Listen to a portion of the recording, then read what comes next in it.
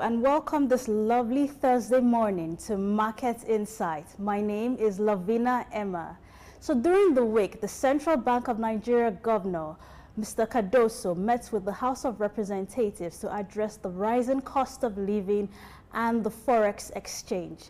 So to address the issues of Forex hoarding, speculation, dollar scarcity, which further fuels the depreciation of the Naira, the CBN set the NOP limits for overall foreign currency assets and liabilities, including both on and off balance sheet, to not exceed 20% short or 0% long.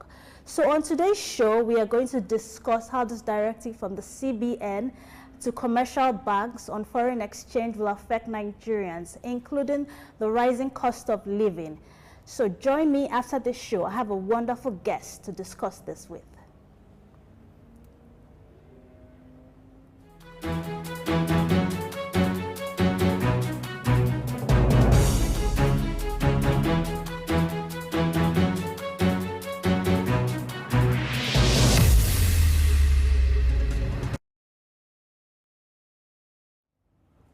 So this beautiful Thursday morning, I am being joined by an investment banker, a chartered accountant, a stockbroker with over 20 years experience in the Nigerian Stock Exchange, Mr. Charles Fakura.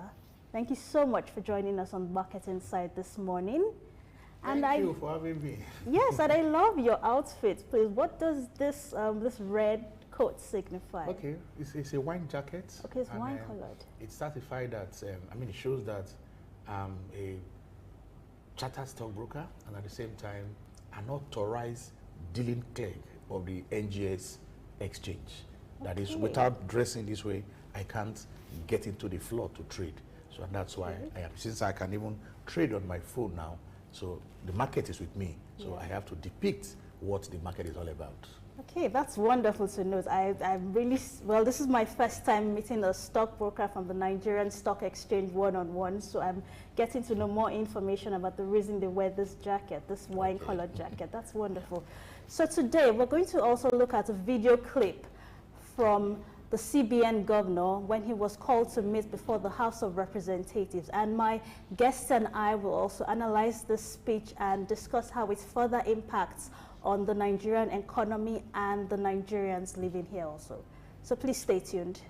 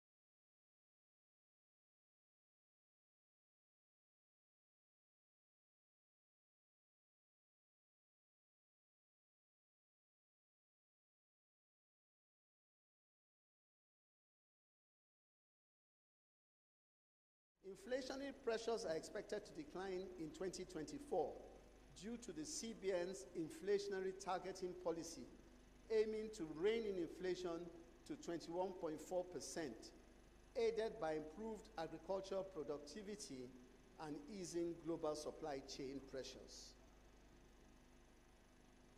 The Nigerian foreign exchange market is currently facing increased demand pressures, causing a continuous decline in the value of the Naira.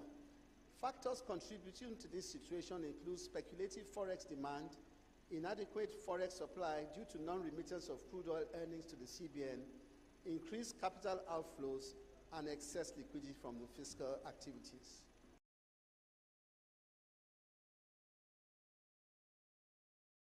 Okay, welcome back now.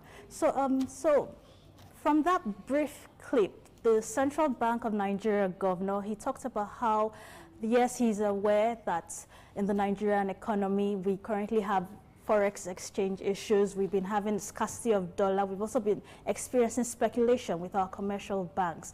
So how do we solve these issues? Because yes, I'm aware the central bank governor created the NOP metric to measure how the banks keep their foreign reserves, and also how they can distribute to customers. So how is this going to be achieved to eliminate completely speculation and dollar scarcity in the economy? Well, thank you very much, Emma. You will see that the CBN is doing, these are desperate moves, yes, to ensure that we have some stability in the value of our national currency. Yes. But again, these are interventionist policies, and they will not solve the problem. You are not looking at the fundamentals. You want to get involved in banks' operation in terms of their forex, you know what they do, you say the NOP should be more than this percent and all that. All these are operational issues that concerns the bank. Your rules and regulation has already taken care of all that.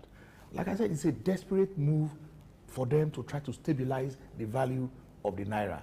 Now, the fundamental issue is simple demand and supply. You are saying, why is the dollar rising, or the naira is depreciating compared to the dollar? Now, you have an economy where I wouldn't say dollarize. Even as we speak in Nigeria, there are some schools. They want to prepare invoice and they give you in dollar amount. Yes, that's very true. So, would that be the fault of the banks? Yes, the banks is just part of one issue now, that you should have guidelines when it comes to foreign exchange operation. And if you have seen that any of your deposit money banks that you regulate are not meeting to those things, you sanction them. Okay? But do you give what you don't have? We need to increase the supply side of dollars. It's as simple as that. Everybody wants dollar, dollar, dollar. And will you blame some Nigerians? You want to go for treatment. And you are saying it is abroad that you want to get the best treatment. It's abroad you want to send your children to school. Do you blame people? Because it is not even government money. It is their own money that are going to be used. But there is a pressure on the naira. And that is why we are saying more demand for this dollar, the prices or the value of our naira will continue to go down. It's just simple, basic economics. What do we need to do? Yes, I share the concern of the CBN governor there. He's also a very senior colleague as a stockbroker. But this problem cannot be solved alone by central bank. They will play their role as bankers to the government. At the same time, to price stability in the economy. Because with this dollar issue now, we are seeing prices of food items rising on a daily basis, and it's affecting the average Nigerian. So what the average Nigerian wants to see, we're not even interested in the value of the naira for say, but let what they want to go and buy, basic food items, is affordable. Before, the average Nigerian will not be talking about dollar. But today, the woman that sells stockfish in Oingbo market will be telling you, last month I bought it 20,000 per bag. Now it is 40,000 naira. It's a matter of what is it? He says it is dollar. You know? So it has affected every aspect of the economy, and that is why we are seeing all this kind of complaint. Like I said, what do we need to do to begin to solve this problem? At least put measures in place. Increase our dollar supply. That is the easiest way. And how do we do that? What do we receive? It's an economy of monoproduct. It's only one product we are selling, which is oil and gas. And even the oil and gas we are saying that we'll be receiving these dollars, we're not even getting the optimal from it because of oil theft and so many other things. Then, of course, the average Nigerian, we must look inward and see that we make less demand for dollar. Yes. Will you blame speculators who on their own private business, they say that, oh, the dollar is going up, oh, you know, I have some cash, let me go and buy this dollar, and they store. Because we are told in civil economics that money is a store of value. So they don't want to store in naira, they want to store in dollar. Dollars, yeah. How can you go to their houses and tell them, bring out your dollars and come and supply the market? It's not possible. So the only thing the government can do is to increase the supply side. In fact, nowhere in the world that a national currency is just left to float. What is this floating? You are saying let the market forces determine the price of naira, supply and demand. And I know as a stockbroker, if you have a lot of people, you know, demanding for a particular security, the price of that security will go up. Yes, yes. And the only way, and that's why we have what they call market makers. We are saying CBN play the role of a market maker. When people are demanding, you supply. When people are supply, you now take it back to create a form of stability. Yes. But do you give what you don't have? CBN does not even have the necessary supply of this dollar to create that stability in the market. That is why we're experiencing this. Okay, as a well-experienced stockbroker, I want to also mention that during the CBN governor's speech, he said there was a very new development which had not happened in a very long time at the stock market exchange. There was a transaction of $800 million in stocks, and this is something really new. So based on that, before we go further into that, can we just talk about how the stock market fared on Wednesday, 7th of February?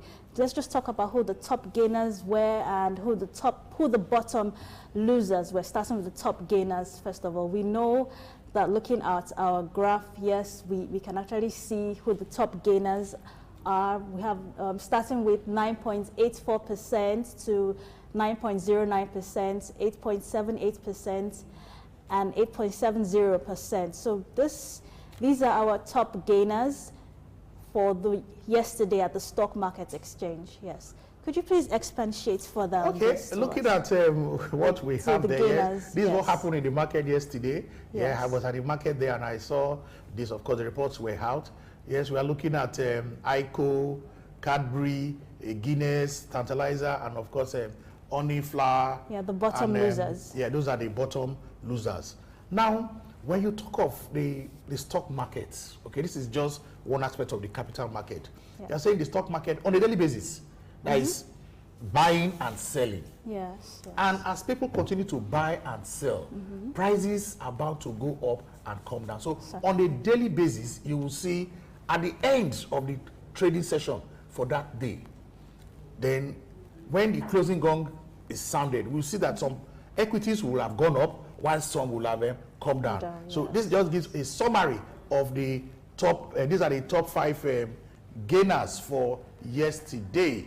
That is Maya, Triple G. You can see the percent they all acquired this is there. Quite high, yes, yes. Yes, it's a normal. A security cannot go above 10% in a particular trading day. And we are seeing the losers, we call them losers, or the laggards. That is, at the end of trading for that particular day, these ones lost in terms of their value. It does not mean that these companies are not doing well. It only tells you that we are having more of the demand, you have more of the supply. So if, let's take for example now Cadbury, maybe that yesterday you had more people who wanted to trade sell Cadbury. Yes. So the price of Cadbury will come down. Okay. So if you had more people who want to buy a particular security, the price will go up, all things being equal. So this is just the normal dynamics of the market. Prices will go up and prices will come down.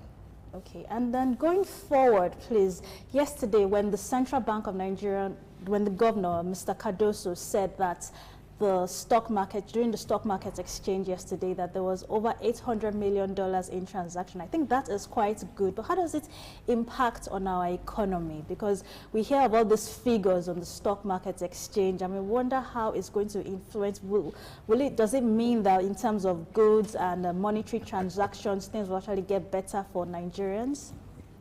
Okay, yeah, the stock market is one market. Like I said, it's just one aspect of the capital market. The capital market is the broad overview. Just like you have the money market, you have the capital market. Though this differentiation does not really matter because it is still one financial market. Now, when you now come down and you see the stock market performing, note there are other markets in the capital market. You have the commodities market. We are looking at the securities market now. That is the equities market, which most people call the stock market. Now, the benefit there, the stock market is supposed to mirror what is happening in the economy. Because you have all these companies that are listed their shares in the markets. And their performance will determine whether their prices will go up or come down.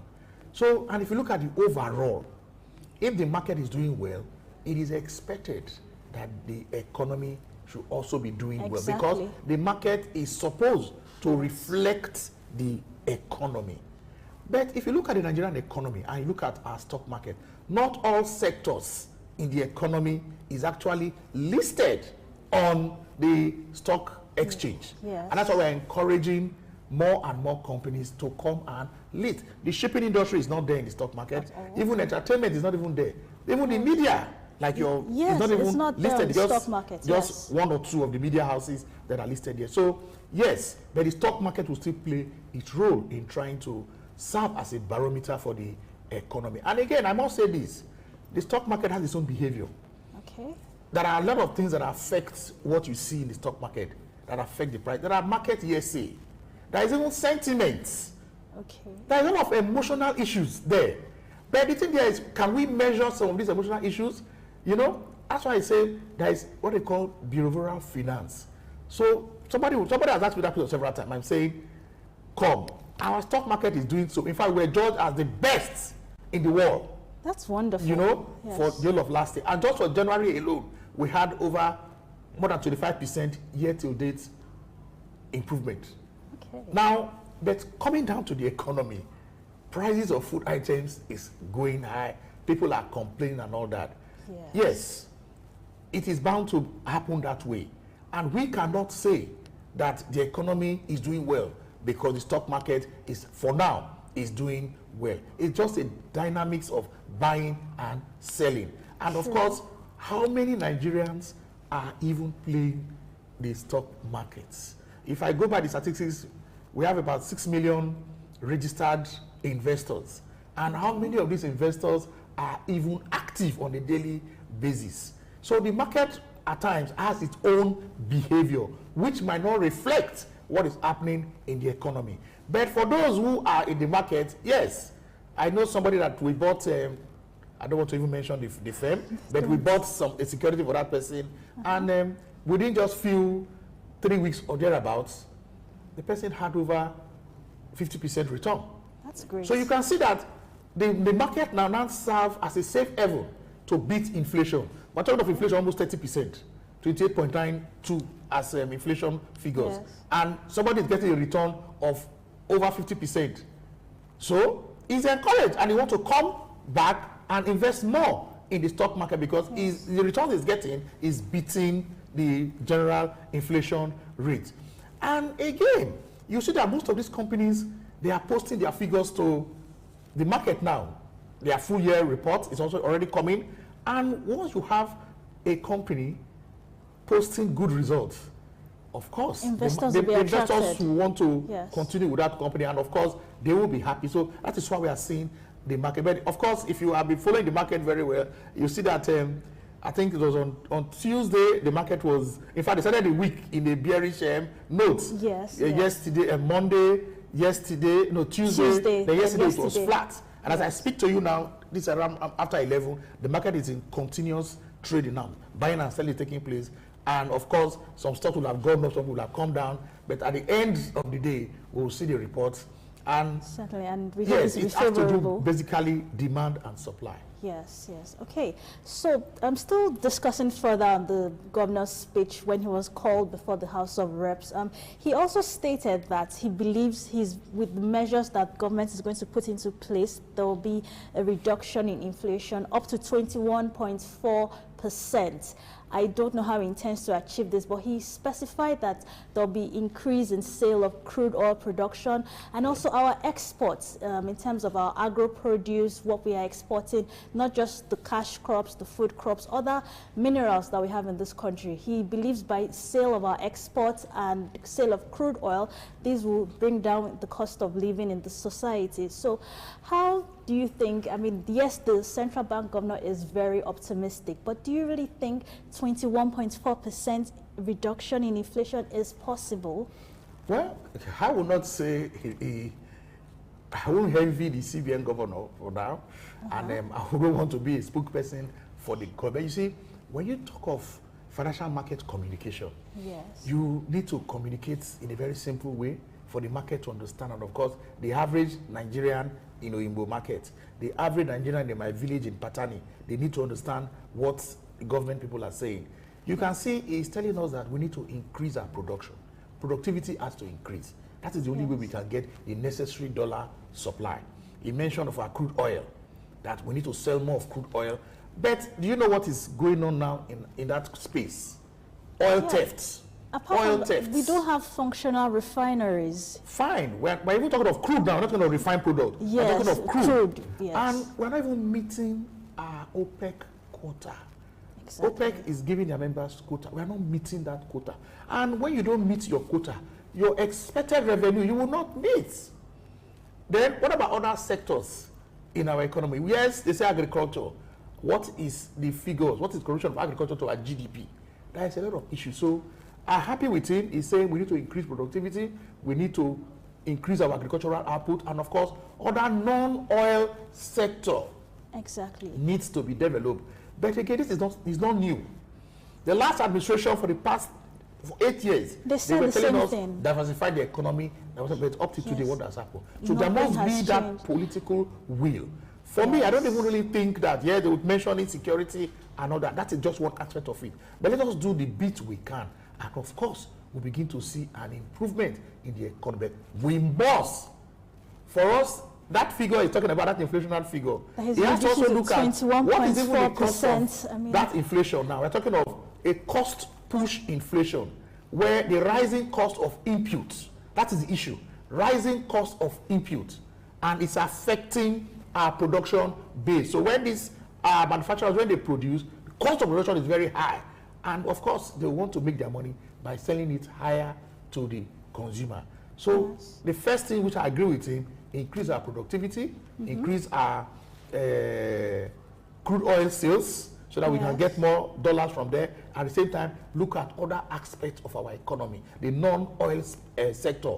We should be able to, not just, like you said, not just sending this product raw. Let us see how we can add value to them and send to the international market. Because that's one thing, even if our crude, of course, thank God, they say Dangote refinery is going to be working, but again, it's a private refinery. But you can see Dangote now going outside the country to get his crude, because the Nigerian government, or we cannot supply in the necessary crude that he requires, and he's a private businessman. You cannot invest that kind of amount of money in that kind of project, and you just want anybody to disturb you. So he's going outside to get his crude, which is going to buy in dollars. So how do you expect him now, if he's refined, for him to now sell in local currency? But I just believe that the Nigerian government can have an arrangement with him where, yes, because of course NNPCL, we are told, has 20% in that Dangote refinery. So Nigerians has 20% of that refinery. So let's see how he can assist us, so that we can also get this petroleum products at, not even at a cheaper rate now, but at least the availability of this product. So we need to go back to basics, increase our agricultural activities, productivity and all that, then look at other non-oil sector to improve the economy in terms of our dollar receipts. Okay, before I go further on this matter, I also like to talk about, we have all experienced this when we go out during our day-to-day activities, the cost of transportation, the cost of food, and we always hear, since this has been happening since last year, we always hear different representatives of our government telling us, okay, yes, this is a global situation, there are issues of insecurity in all over the world, so that's why we have issues with exportation and also importation. But this has led to today, right now, the cost of living in Nigeria is really, really high. Everybody is affected. I really don't know of anybody who doesn't complain of the cost of food, the cost of fuel, the cost of transportation. Yes, we saw during that speech with the Central Bank of Nigeria governor how he kept insisting that it is possible to reduce inflation, that the cost of living will also reduce. And we also, but how does this translate? Because we know that before we start talking about agro-produce exports, now how does how exactly is this going to translate to the common man on the street? Because you're saying, okay, exports are agricultural products. Do we have enough to feed with in this country to start with before we start talking about exporting? And how would that help us as citizens of this country? Because food is something we all need every day, Please, yes, let's look at it please. from this perspective. You know, let's look at it this way. Now, I have said a country that cannot feed itself, then you cannot stand in the Committee of Nations. Yes. God has blessed us with arable lands. If you go from my village to Zamfara, to Sokoto, to Badagry, we all have arable land. We don't have any excuse that we cannot go back to the farm.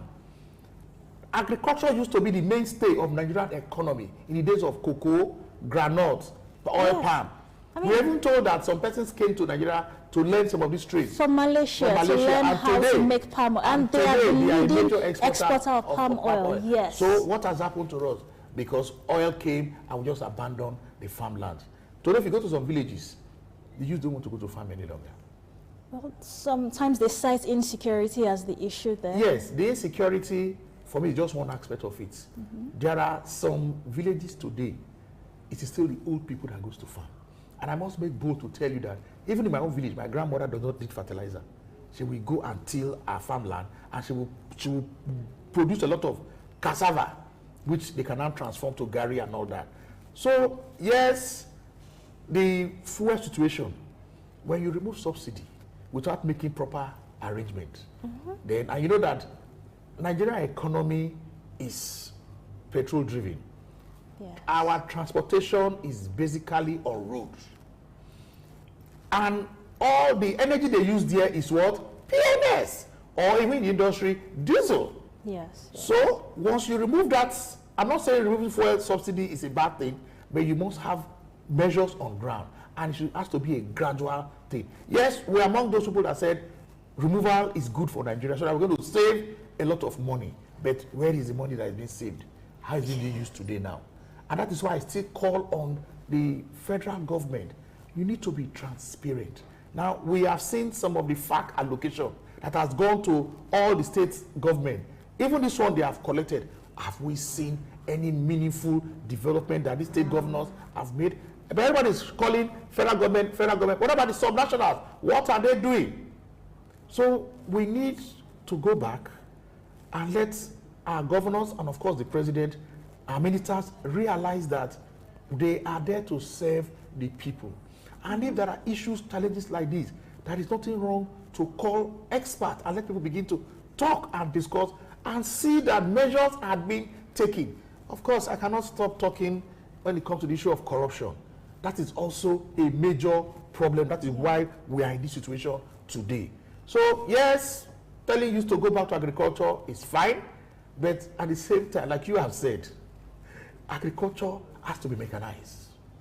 It has to be mechanized. Modern techniques. Of course, we have all the schools of agriculture, professors of agriculture, come out with improved breeds, improved variety, so that when our farmers use them, we're able to get as much harvest per hectare of land.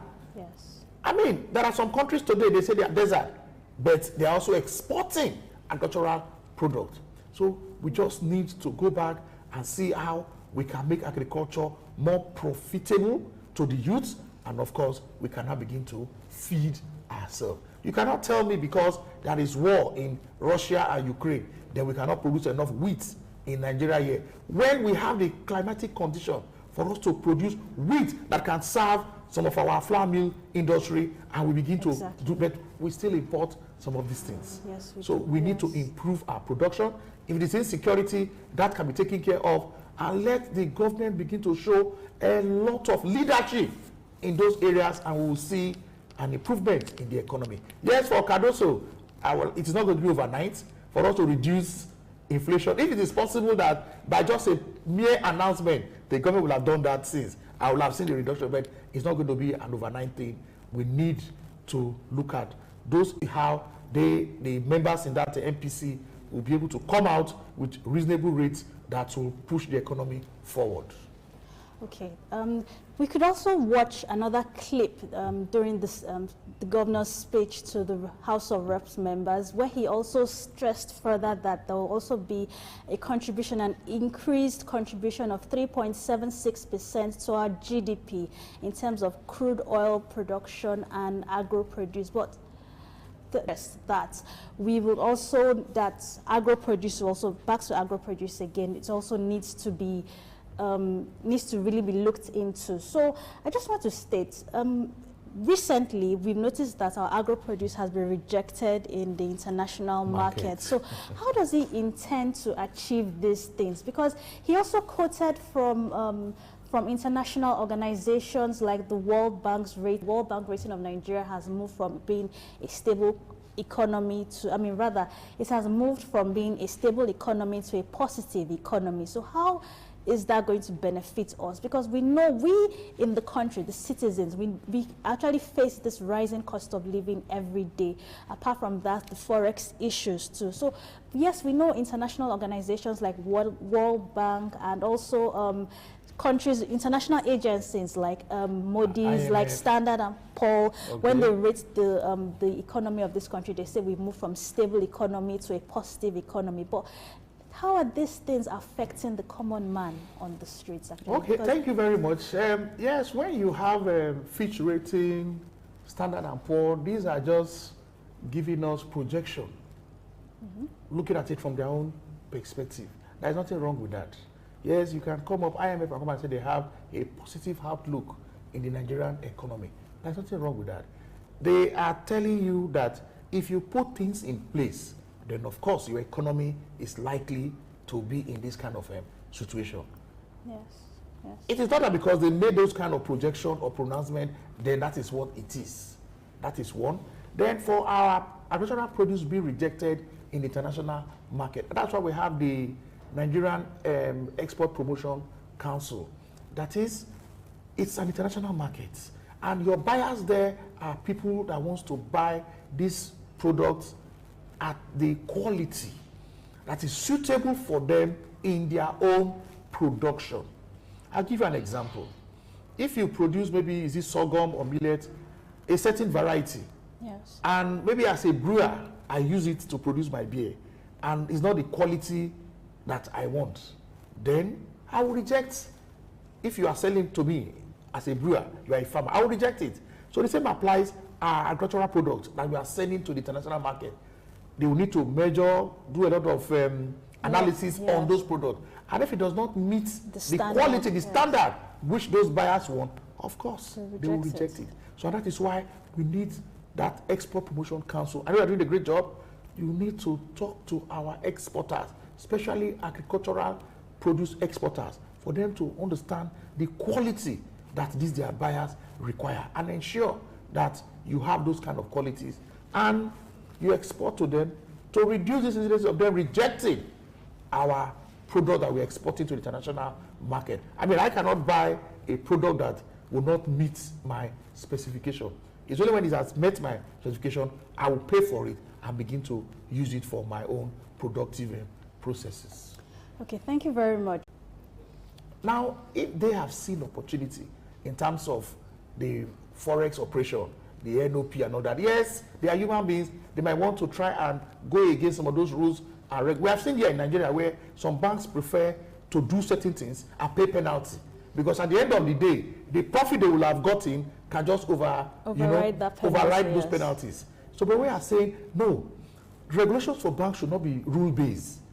It should be compliant. It should be risk-based. That is, the banks too should understand their own action, how it is contributing to the detriment of the economy. Then it's from that perspective, CBN discussing with them by way of moral suasion.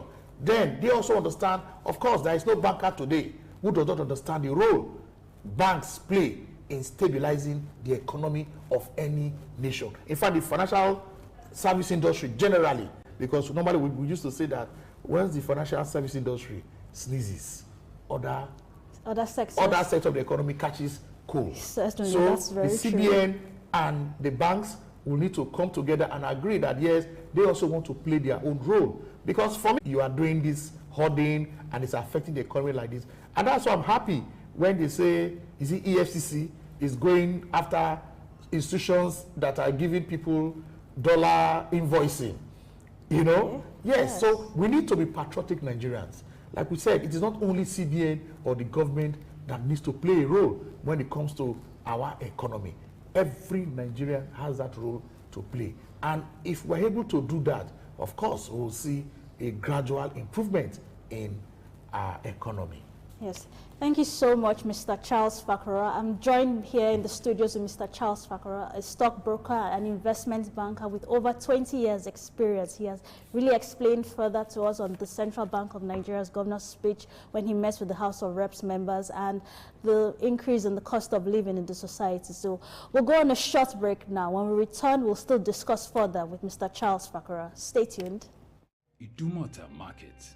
Eko Idumota, once a residential neighborhood, is home to Idumota Market located on Lagos Island. It is one of the oldest that facilitated the slave trade and later under the British indirect rule. It's surrounded to exports that fueled the colonial enterprise. Idumota was also the location of an armed forces remembrance cenotaph called Soja Idumota, built as a monument to Nigerian soldiers who served with the West African Frontier Force. An Eyo Masquerade statue and a clock tower are also some monuments at Idumota. Idumota Market is so popular that large sales are recorded as early as 7 a.m. The market is made up of hundreds of locked-up shops occupying several multi-story buildings, with some measuring about 5 or more floors. In 2010, the Lagos State government demolished some illegal structures in order to improve vehicular and human movement in and around the markets. During weekdays, the neighborhood of Idumota is densely populated by shoppers, traders, and bus passengers. From the Carter Bridge ascending into Lagos Island, passengers can see the neighborhood before disembarking at their final destination. Idumota Market accommodates the substantial inflow of imported goods.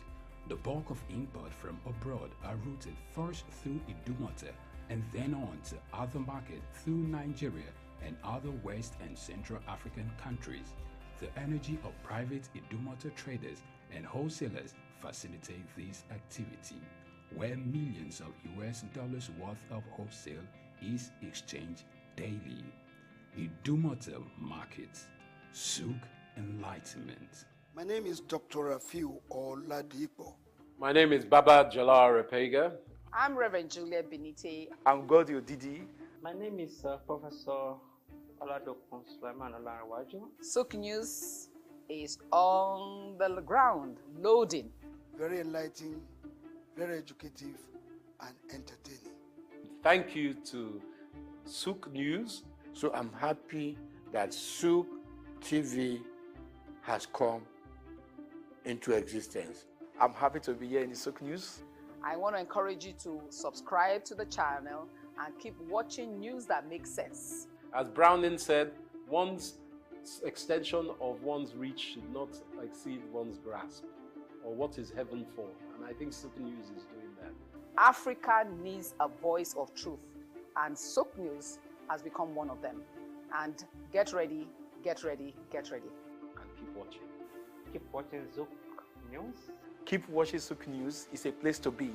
Keep watching Souk News.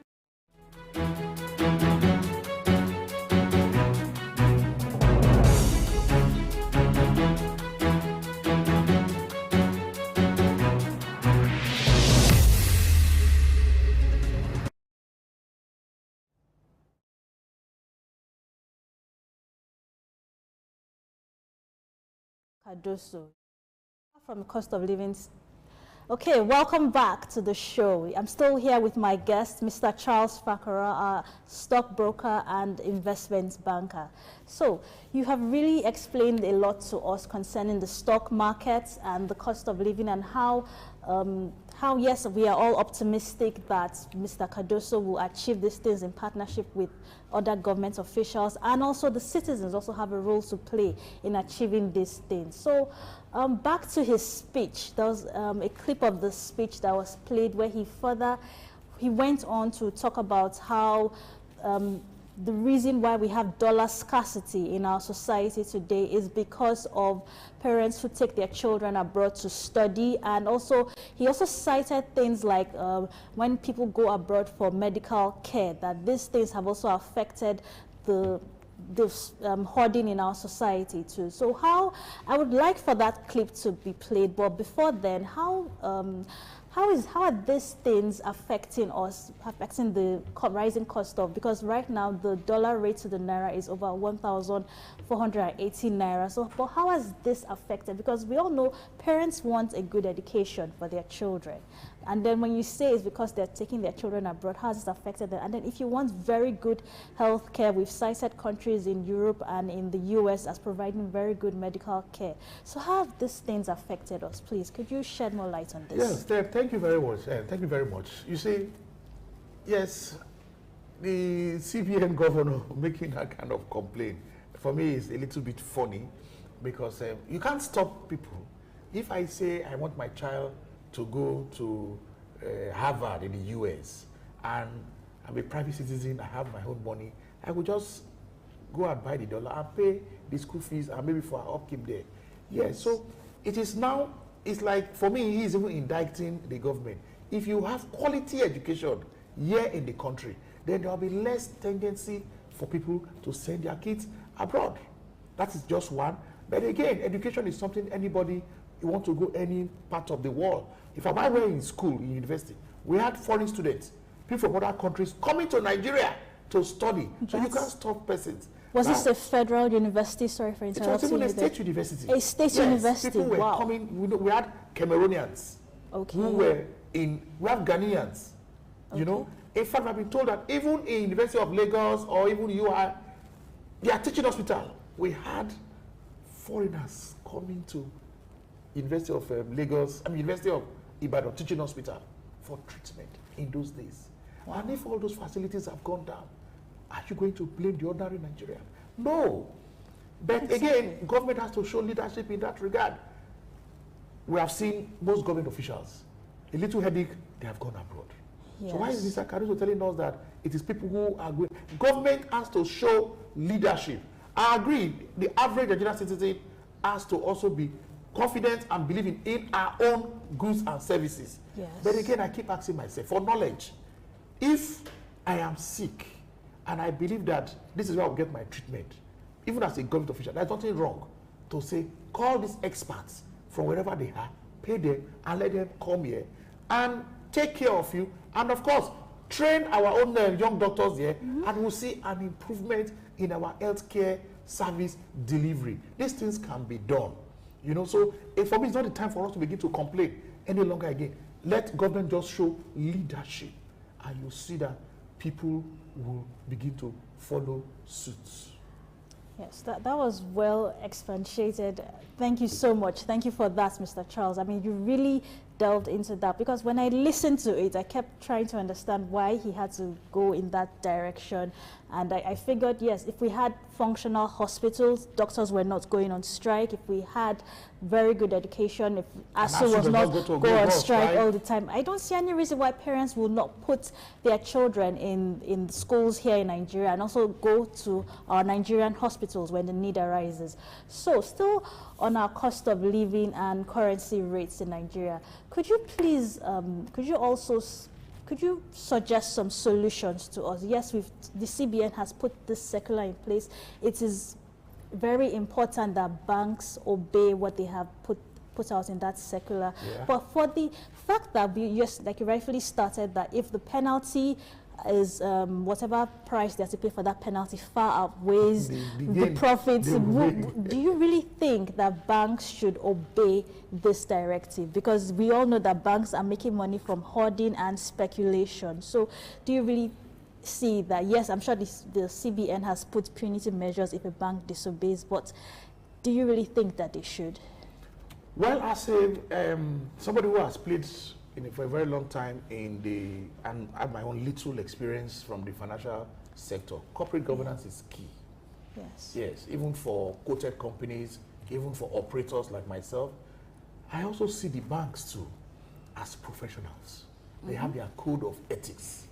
They have everything in place. Because I know that as part of their training, you must pass business ethics and corporate governance. So they should adhere strictly to their operational guidelines because they are professionals. Even among themselves, they also have their professional bodies that will begin to look at issues of unprofessionalism and all that. That should be taken care of. Good corporate governance, you know, is also very, very important for we to begin to solve some of these problems. But we also have to agree that these are just temporary measures. We have to look at the fundamental cause of this issue. It didn't start in Tinubu's administration. No, it did not. You know, I mean, for the past 8-9 years now, yes, this is the issue. So we have to go back and look at it. Because, again, what most Nigerians do not even understand is there is nowhere in the world you allow your currency to just float, let demand and supply. You will support it from time to time. Those supports are temporary intervention. Even in the US, the American government support the dollar. Even in Europe, in UK, they support it. But that's your support for how long? And some persons have said, yes, some of the former central bankers we had before, they were supporting the Naira. But for how long? So the only solution, or part of the solution we need now, like I have said, is for us to increase our dollar receipts. And there must be some form of our mindset has to change. The lawmakers, that is our parliamentarians, must take the lead because the average Nigerian is them they are seeing. Yes. As an ordinary citizen, you can do certain things. But if a lawmaker makes certain pronouncements, then it has a ripple effect. So they also must be seen to be doing the right thing. And I'm happy for them now what they are doing. They are summoning the economic managers to come and explain and talk. Yes. There's no hard feelings. They don't hate any of them.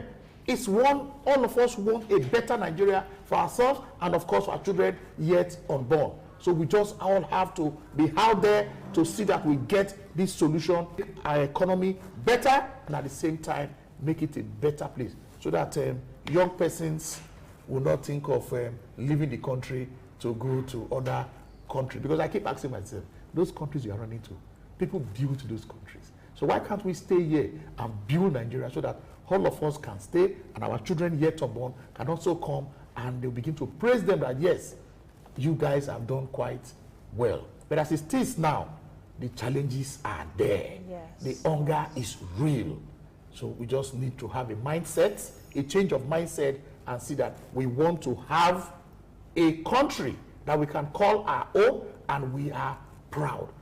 I don't want to digress. Look at what happened yesterday. You could see the determination of the Nigerians, and you can see how at the end of the day, we are all united. Really? And you can see that we can do that for our economy, but at the same time, let us begin to collaborate with government and do the little we can in our own space. We'll see. I'm okay. My name is Raymond Bola Brown. Hi, my name is Fred Amata, and you are on to Souk News. If you are watching this channel for the first time, make sure you continue to watch it because this is Souk News. Shout out to Souk News. Actually, I don't know. I really enjoyed the little moment I spent with you, and I think with more of this. Souk News. Here's the Souk News who had the courage to transcend a locked off camera and actually